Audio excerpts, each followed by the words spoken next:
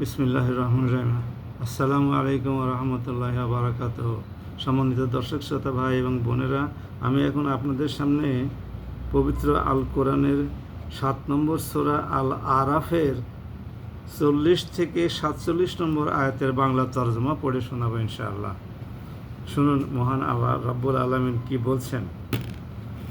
আউযু বিল্লাহি মিনাশ শাইতানির রাজিম। বিসমিল্লাহির রহমানির রহিম।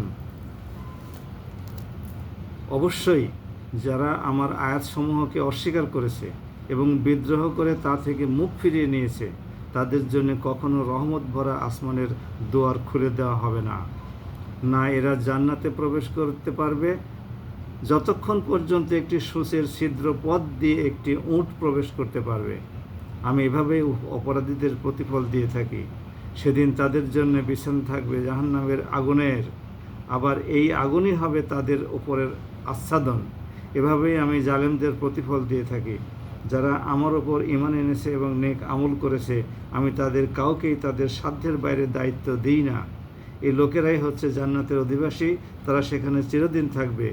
দুনিয়ায় তাদের মনের ভেতর পরস্পরের বিরুদ্ধে যে ঘৃণা বিদ্বেষ ছিল, তা আমি সেদিন বের করে ফেলে দেব। তাদের জন্য নির্দিষ্ট জান্নাতের তলদেশ দিয়ে ঝর্ণাধারা প্রবাহিত হবে। এসব দেখে তারা বলবে, সমস্ত প্রশংসা আল্লাহ তাআলার জন্যে, যিনি আমাদের এই স্থানটির পথ দেখিয়েছেন। আল্লাহ তাআলা আমাদের পথ না দেখালে আমরা নিজেরা কিছুতেই হেদায়েত পেতাম না। আমাদের মালিকের পক্ষ থেকে রাসূলরা সত্য বিধান নিয়ে এসেছিল। এ সময় তাদের জন্য ঘোষণা দেওয়া হবে, এই হচ্ছে সে জান্নাত যার উত্তরাধিকারী করে দেওয়া হলো, আর এটা হচ্ছে সেসব কাজের প্রতিফল যা তোমরা দুনিয়ায় করেছিলে। জান্নাতের অধিবাসীরা জাহান্নামী লোকদের ডেকে বলবে, আমাদের রব আমাদের সাথে যে ওয়াদা করেছিলেন আমরা তা সত্য পেয়েছি। তোমরা কি তোমাদের মালিকের ওয়াদাসমূহকে সঠিক পেয়েছো? তারা বলবে, হ্যাঁ।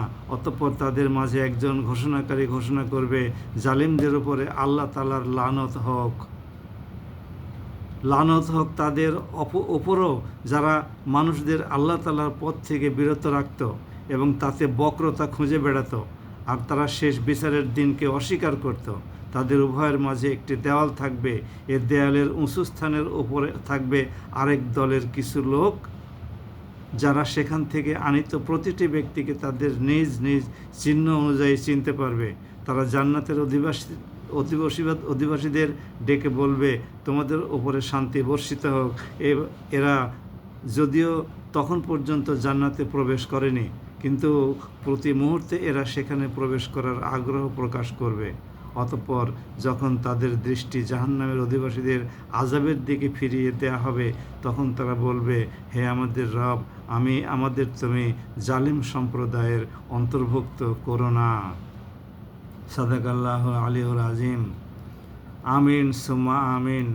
আমরাও সেই সমস্ত লোকদের সাথেই সুর মিলিয়ে বললাম, হে মহান রাব্বুল আলামিন, আমরা অপরাধী, আপনি পরম ক্ষমাশীল এবং অত্যন্ত দয়ালু।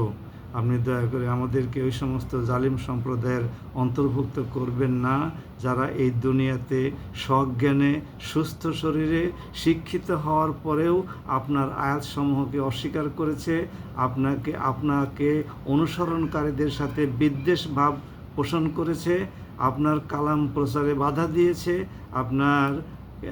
আপনার আইন এবং শাসন প্রতিষ্ঠায় প্রতিবন্ধকতা সৃষ্টি করেছে, আপনার আইনকে তারা অমান্য করেছে এবং মানি না বলে অস্বীকৃতি জানিয়েছে। সুম্মা আমিন। আসসালামু আলাইকুম ওয়া রাহমাতুল্লাহ।